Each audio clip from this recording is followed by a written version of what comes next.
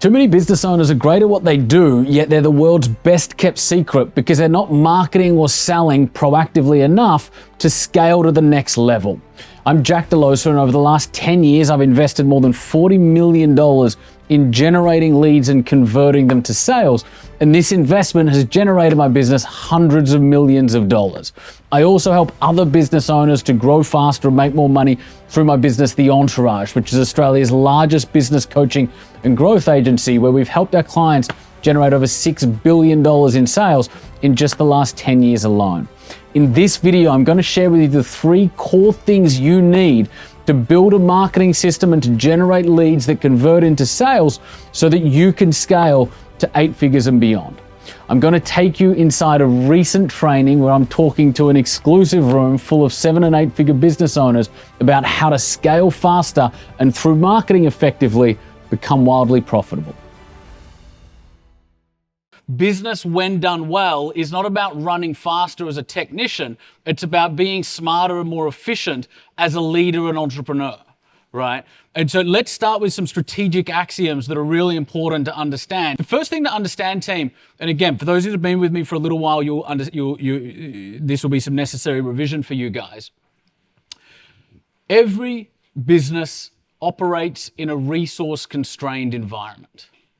Every business operates in a resource-constrained environment. It doesn't matter whether you're a small business, a medium-sized business, the Entourage, Amex, Crown Towers, every business operates in a resource-constrained environment. We've only got so much capital. We've only got so much time. We've only got so much expertise, right? And so when we're talking about strategy, particularly at a small to medium-sized business level, what we're really talking about is resource allocation. Please write this down. Strategy is how we allocate limited resources against unlimited options. Strategy is how we allocate limited resources against unlimited options. And that should be a paradigm shift for the vast majority of you in the room, because what do we try and do as entrepreneurs? Everything. When do we try to do everything? Yesterday is the correct answer. Yeah, I was going to say now, but yesterday's even truer, right? We want to do everything yesterday. And so we have this innate thing in our entrepreneurial DNA that we're in a hurry, and that's really good. That serves us. When it stops serving us is when we try and do everything now, and when we try and boil the ocean, we end up achieving nothing. And so counterintuitively, it's that need to rush that is often part of what's slowing us down, because we're trying to do everything, and when we try and do everything, we do what? Nothing really well, right? Nothing really well. I want you guys to think of it like this.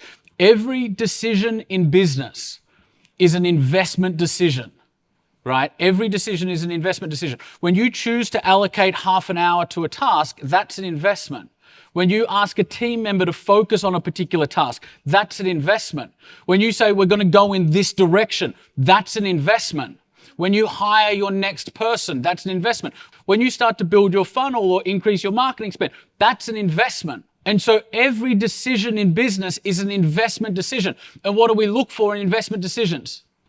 ROI, absolutely. The word I'm going for, team, please write it down, is asymmetry. Asymmetry. Which is, how do we put in the least amount of input for the most amount of output? Not because we're lazy and we want to minimize our input, albeit sometimes I think minimizing your input is actually quite a useful goal to have counterintuitively, but because we recognize that we operate in a resource-constrained environment, and you've got the same amount of time in a day as Oprah, as Steve Jobs did, as Elon Musk, right? And so we recognize that we're resource constrained in every which way. And therefore we need to think about, how do we generate asymmetry for the least amount of input to generate the most amount of output, which gives us and maximizes ROI. And so that's how we need to be thinking about business. Here's the thing. One of the most impactful points of that leverage piece, of that asymmetry piece in your business right now, is starting to develop funnels and do marketing effectively and efficiently. Because the vast majority, this is so understandable, right? But the vast majority of 6, 7, 8, 9-figure businesses, you guys have a great product. You have a great service. You do what you do incredibly well. But for many of you right now, you're the world's best kept secret. Who could relate to that by show of hands? Who thinks that might be true? Right. We've all been there. Right. It's completely understandable. If anything, it's a necessary stage to go through. Here's the thing. The vast majority of 6, 7, and 8-figure businesses are either marketing on an ad hoc basis or not at all. And what I mean by ad hoc basis is when we remember, we send out an email. When we remember, the admin person posts something on Facebook. When we remember, we run an ad and then kind of forget about it. Some people are like sighing with how real these examples are. Who can relate to some of these examples? Right. That's what I mean by ad hoc. Many aren't marketing at all. Here's the thing, team. I say the same thing to my Entourage team. Whenever we find a deficiency, whenever we find something we're not doing, and it's really, really important, what's the appropriate response? Fuck yes. That's it. We get excited, right? Why do we get excited? Because you've got this far without it. Imagine what you can do when we start to layer it on. The main thing that I want you guys to understand is this. If you are in this room, you've gotten your business to 6 figures or 7 figures or 8 figures, 1 or 2 9-figure businesses in the room, the talent you have already demonstrated in getting your business to where it is now is significantly harder to teach and to learn than the skill set required to navigate the next stage of growth. Who gets what I just said by show of hands? Right, because the talent you've already demonstrated is initiative, appetite for risk, willingness to take big risks, willingness to improvise. You've all demonstrated a huge amount of resourcefulness. You've all demonstrated an incredible amount of resilience. It's really hard to impart that sort of stuff. But building funnels, it's a skill. And if it's skill, it means it can be taught. If it can be taught, it means it can be learned. And this is a really important point, team. Hear me when I say this. There's a really good book called The War of Art. The War of Art. I think it's the best book ever written. It's not The Art of War. It's The War of Art. Stephen Pressfield talks about what he calls resistance. And resistance is that inner force that we all have, that when we go to do anything, particularly if it's meaningful, we have that voice inside our head that says, you're not good enough to do this. You can't do this. Let's procrastinate a little bit longer. You're going to be too tired if you do that. Let's pull back a little bit. Resistance is that voice inside our head that tells us we're not good enough, do not proceed, right? We all have it because it's a survival instinct. Our brain is not designed to make us happy and successful. Our brain is designed to keep us safe in order to survive. That's how our brain is wired. And when we go outside our comfort zone, that equals threat. And so our brain tells us that we don't want to do that, right? And so the reason why I think it's the best book that's ever written is because it speaks to what I believe is the fundamental force that holds every human being back until we learn how to wrestle with resistance on a daily basis and hopefully win most days, right? But hear me when I say this. Resistance will never be louder for you than when you're putting something out into the world. And to take that one step further, it will never be louder than when you're putting something out into the world that you really care about. And so we spoke before about marketing on an ad hoc basis or not at all. Now, some of that is know-how, like in terms of not having the know-how. Some of it's not having the time. Some of it's not having the free cash flow. But once we've started to build all of that, but you guys will have everything to start this journey, what I want you to understand is that resistance will be loud. And that's okay. If you're a human with a head, you have resistance. And the more meaningful thing that you are doing, the more meaningful it is to you, the louder and more powerful the resistance will be. Please write this down. Do it scared. Do it imperfectly. Do it scared. Do it imperfectly. Everything I have ever done, I have done scared and imperfectly. Everything. The same will be true of you, even if we just reflect on our own experiences from the past, right?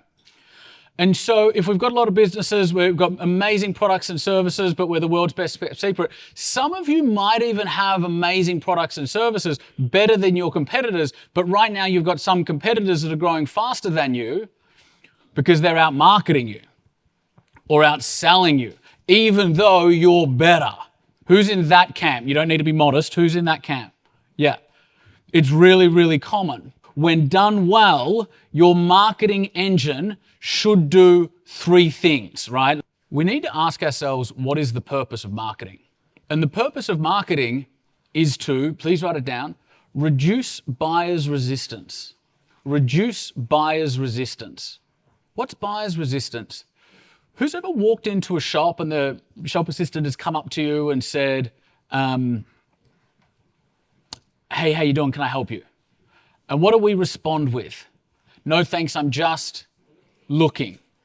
Why do we say no thanks, I'm just looking? We don't want to be sold to, right? And so we put up these walls. I call these walls buyer's resistance. And here's the thing. Every single one of your prospects, every single person in your marketplace right now has buyer's resistance. It's not a matter of whether they have it or not, it's to what extent and to what intensity. Every prospect you speak to, every prospect that is out there that you haven't spoken to yet has buyer's resistance. And so for many of you, the number one mistake that we're making right now is we move way too fast to increase buyer's acceptance before we've decreased buyer's resistance. Increasing buyer's acceptance sounds like selling at somebody. This is really awesome. This is why it's awesome. It does all these things. But when we try and increase acceptance, in other words, sell too soon, before we've decreased resistance, what does it do? It repels them. It actually increases resistance. Because, right? And so good marketing reduces resistance, increases buyer's acceptance, and in so doing, increases buyer's intent, meaning it moves me closer to buying. And so one of the major roadblocks that we see for people in their marketing is that they're selling too quickly. Like their website is selling, everything they post on social is selling, every landing page, there's no romance. Right? We're just asking everybody to marry us on the first date. It's like, not cool, not romantic, right? And so the first piece to your marketing engine team, please write it down, it's A, attract, which is attract an audience, attract a tribe, attract an audience and a tribe of people that know you, like you, and trust you, and occasionally they'll put their hand up to have a buying conversation. Or if you're an e-com business, occasionally they'll visit a landing page and purchase.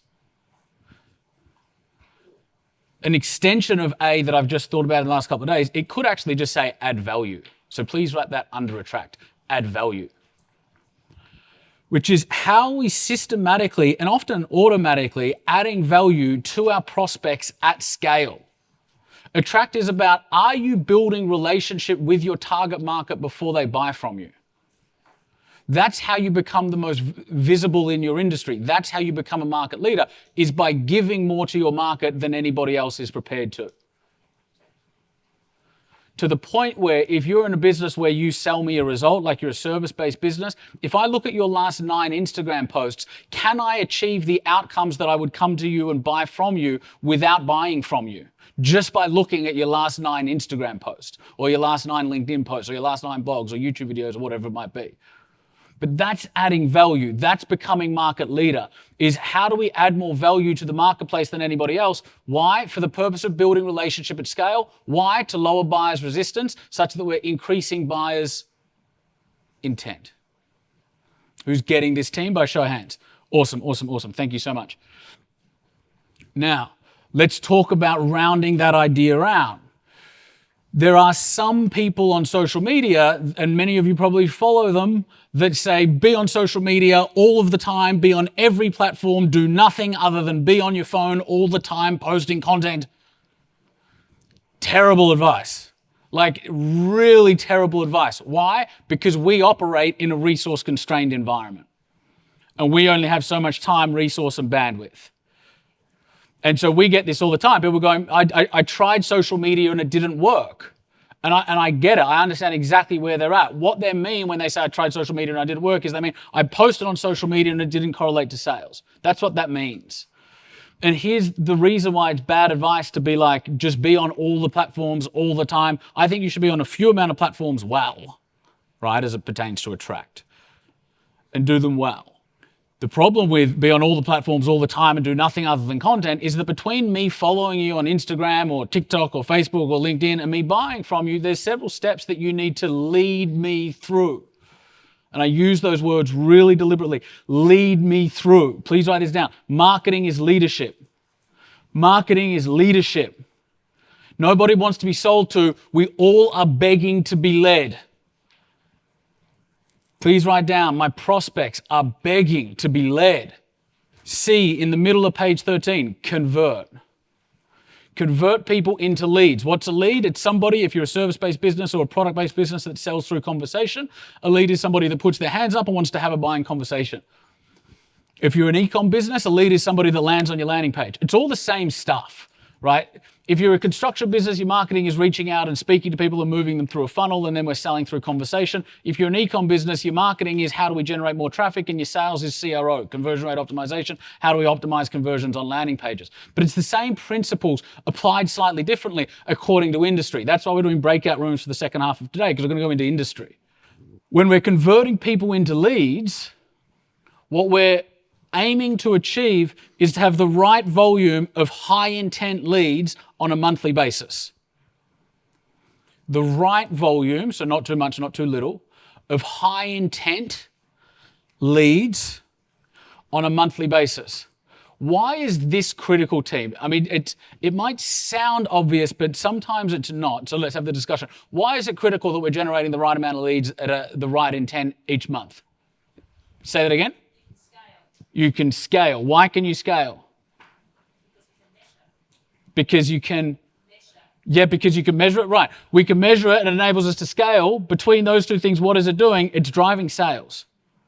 We generate the lead, we make the sale, the business grows. Please write this down. It all starts with marketing. It all starts with marketing. That's why if you're sitting in this room and you're doing $400K a year without marketing, I'm envious of you.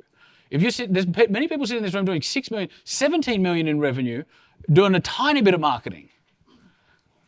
I'm envious because that's an incredible business to have. It represents incredible growth opportunities because everything is marketing driven. And so if you've come this far off word of mouth, imagine what we could do when we start to layer over intelligent marketing.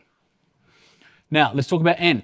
Does every lead buy straight away? Yes or no? No. And so we need an automatic way to nurture those leads. N is for nurture. We need an automatic way to nurture those leads. Meaning, when a lead doesn't buy, how do we continue to add value to them, often systematically and automatically, like it's done once, loaded in technology, technology does the rest. In such a way, what's the intention of the nurture? Similar to the intention of attract, which is this. Increase buyer's intent. Increase buyer's intent. What can happen sometimes is a business is generating leads, selling to the leads one way or another, depending on industry and business. Many of those leads aren't buying. We never speak to them again. Nobody is closer to buying your product than the people that have already inquired about it.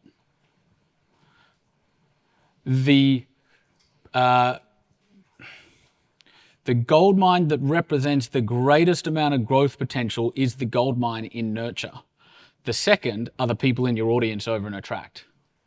But if all we're ever doing is throwing ads or emails at people that don't know us and selling at them, so there's no romance, there's no attract, there's no mechanism to convert the lead, and we're not nurturing, then we're leaving. And this is a good, I know it doesn't sound very good, but it's a good, we're leaving a lot of money on the table. And the reason that's good is because it represents uplift. Right? It represents uplift. And so, team, what these 2 days are about is how do we attract and build a tribe that know you, like you, trust you, that occasionally put their hand up to buy something?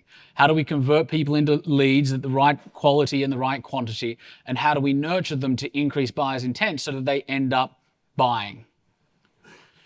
When we do that really well, we grow faster, we make more profit, and we start to become really visible in our industry. Who thinks they might be interested in that by a show of hands? Yeah, awesome, awesome, awesome, cool. Alrighty, so where I want to start, team, is here. When it comes to marketing, please understand this. Marketing is psychology. Please write that down. Marketing is psychology. And to understand psychology, therefore to understand marketing, to come back to first principles, we need to ask ourselves, what drives human behavior?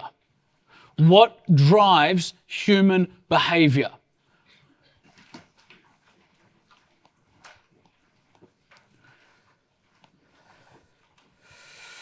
If you're in this room, you're probably familiar with left and right brain thinking.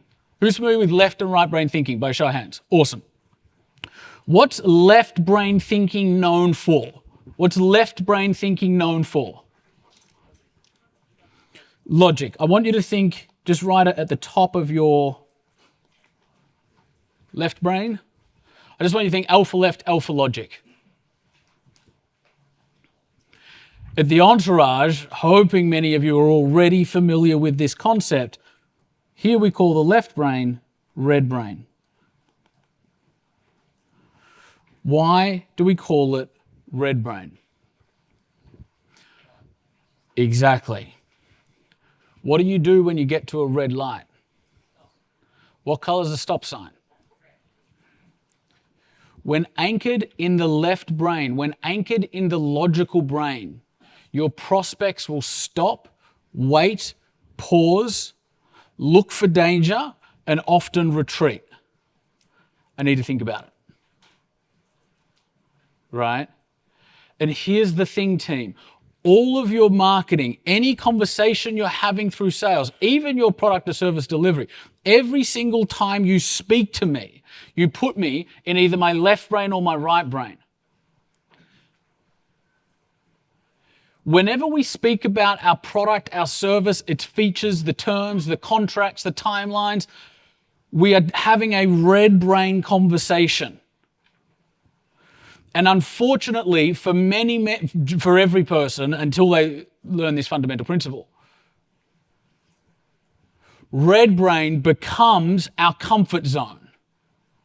Red brain becomes our comfort zone. Why? Because we know our product so well. We know the feature of it so well. We've been living and breathing it for 5 years, 10 years, 20 years, 30 years. We know it so well. And so most of our dialogue is red brain dialogue. And when I say most of our dialogue, I don't just mean what comes out of our mouth. I mean what's going on in our social media. I mean how our website is written. I mean how the ads are written, what the lead magnets are, what the customer journey is, our nurtures. Most of it is product focused. We're having red brain conversations. Please write this down. We red brain ourselves out of sales. We red brain ourselves out of sales. Red brain team, please write this down on your model. Red brain increases procrastination. If you sell through conversation, what does that sound like? I need to think about it. I need to speak to my partner. Want to go suss out some options. If you're an e-com, what does that feel like? Abandoned cart. And requiring me to come to your website 7 times before I buy. If we can get that 7 times down to 3, the increase of velocity in revenue and the subsequent increase in revenue is substantial. On the other hand, we've got right brain. What's the right brain known for? Thank you. Emotion. Someone said green. One step ahead. Right brain is known for emotion. What do we do when we get to a green light? We go. We floor it. Who's ever driven through a green light, you've gotten to the other side and you thought, oh my God, was that light green? You felt so comfortable to go, you didn't even consciously register the color of the light. Who's been there? Right. Or you've been driving up to a green light and a pedestrian or a cyclist has encroached out onto the road and it startled you. Why were you startled? Say it again. We weren't looking for danger. We weren't looking for danger. We call right brain team, you guessed it, green brain. Green brain accelerates decision making. When anchored in green brain, your prospects will make better, faster decisions. When you are talking to my emotions, when you are talking to my experience, when you are talking to my frustrations, my fears, my goals, my wants, my dreams, we are having a green brain conversation. When you are talking to your product, your service, the terms, the contract, the whatever, we're having a red brain conversation. Now, here's the thing. We need both sides of the brain activated in order to make a decision. And so red brain isn't the enemy. It is because of mass overuse, but it's not necessarily the enemy to the educated eye. It's about how do we learn to use both together? How do we learn to increase green brain where we need to, introduce red brain where we need to, and use both together? Team, please write this down. It might be the most foundational principle upon which all marketing and sales stands. It is this: people buy emotionally and justify logically. People buy emotionally and justify logically. Team, I want to give you an example of beautiful green brain messaging and positioning. Is there final brain coverage right now? There they are, Hey, clustered around power outlets, near the recycling bins, did you jiggle it? stained carpeting, and bathrooms. Tethered to the wall, Oh, come on. denied the freedom to enjoy even the most basic things, like grabbing a drink, or sharing a laugh with your coworkers, or sitting with someone you know. Says the new iPhone's coming out soon. Hope it has a better battery. Totally. You're stuck here until your battery says so. Really? After all that time.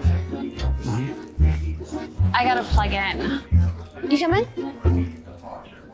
Actually, I'm okay. Are you changing your battery? Yep. Is that the new Samsung? Yep. Have a good one, man. Don't be a wall hugger. Sorry. Get ultra power saving mode and interchangeable battery on the Samsung Galaxy S5. The next big thing is here. Who's ever been a wall hugger? Who was a wall hugger when you traveled to Sydney for this boot camp by chance? Right. We've all been there, right? When did they introduce the red brain? 53 seconds in. Power saving mode, interchangeable battery. You probably weren't even aware of it. It was so beautifully crafted. And so, like, I literally get goosebumps watching that. It's 95% green brain with 5% this is how it's achieved. And so let's zoom in on that a little bit, team. Just over the page on page 15. When we're talking about green brain, what we need to understand, I'm going to draw this in red and green, but please understand both of these forces are green brain. When talking about green brain, it's really fundamental to understand that what drives human decision making is two forces, and two forces only. The first force is the desire to move away from pain or perceived pain. You're drawing this away from motivator into page 15, I believe it is, away from motivators. The second force is the desire to move towards pleasure. We call these towards motivators. Every single thing that you do, every single thing that you do not do, every single thing you say, every single thing you do not say is an attempt to move away from pain or anticipated pain and move towards pleasure. From how you got here to Sydney, to what time you went to bed last night, to what you had for dinner, to what time you got up this morning, to whether you set an alarm clock or not, to where you live, to the business that you started, to why you're still in it, to how it's growing, are all driven fundamentally by these two forces. The same is true of your prospect. Away from motivators, when we're talking about marketing or sales, away from motivators for your prospect are, what is their, please draw these, write these down with me, team. I think they might already be in the book as well. What is their current undesired reality? What are their frustrations? What are their pain points? What are their fears? These are all away from motivators. Towards motivators is, if away from is undesired reality, the towards motivated is, what is the desired future reality? If away from is their frustrations, towards is their wants. If away from is their pain, towards is what pleasure do they seek? What outcomes, benefits do they seek? If away from is their fears, towards is that their dreams. And so here's the thing. When we're talking about or to or with somebody about their away from and their towards motivators, we are having a green brain conversation. What we need to understand is that your product or your service in and of itself holds no value. Please write this down. Solutions have no value. Solutions have no value other than the problems they solve. Solutions have no value other than the problems that they solve. And so, how we want to view our product and service from here is that your product or your service is simply a conduit to get me from where I am right now to wherever it is I'd rather be. Please write down, my product or service is just a conduit. My product or service is just a conduit. To take that one step further, team, all marketing, all sales is simply and only a game of,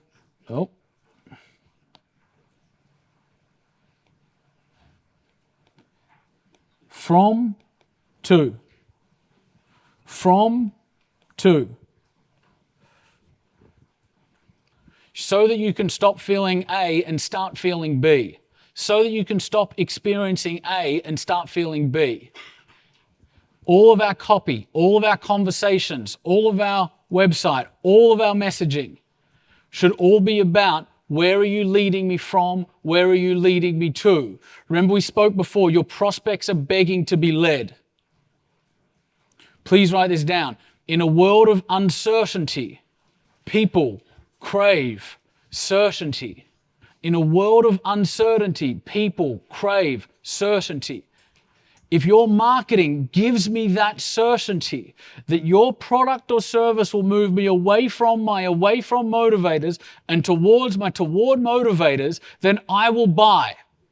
And I will keep buying. And if it succeeds at moving me from to, then I will tell other people to buy. And so here's the thing, team. Whenever we go into any business and start developing a marketing funnel or a sales process, this is where we start. We call these buying motivators. And everything we do in marketing, everything we do in sales starts here. Because we cannot lead somebody, we cannot help somebody buy if we don't know where we're leading them from and where we're leading them to. We cannot do anything unless we have a firm and certain understanding of our prospects' buying motivators. I came back into the CEO seat of the Entourage last October. Best thing I've ever done. I'm absolutely loving it, having an absolute ball. We love working with the team more closely and all that kind of stuff. Our performance over the last 5 years has been the strongest our performance over the last 5 months has been the strongest it's been over the last 5 years. I had an evolver at dinner the other night ask me how. And my response was, coming back to the fundamentals. What are the fundamentals? The customer journey. What's that a fancy word for? The customer. The customer. Our job as CEOs, our job as entrepreneurs is to know our customer better than they know themselves. And I don't say that exaggeratingly. I say that very literally. You should know my buying motivators as they pertain to your product or service better than I do. I just think I'm looking for an accountant. You know all of the underlying psychology that's going on for me as I move through that process. You know how to unlock my hesitations as I come through your marketing and sales better than I even realize what you're doing, because you know me better than I know myself as it pertains to your product and service. Am I away from and towards? Who gets that by a show of hands team? Right. This is all a game of from to, and the reason why we always start here is because, please write this down, business is about the customer. Business is about the customer. We think business is about our product, and it's not. It's not. Thank you and well done for watching this video right up until the very end. The best place to stay connected with me and receive more strategies like the one you received in this video to grow your business faster and to live a life on purpose is to simply follow me on Instagram, which is where I share everything. Simply @JackDeLosa. Shoot me a DM, let me know you came from YouTube. I look forward to connecting with you soon.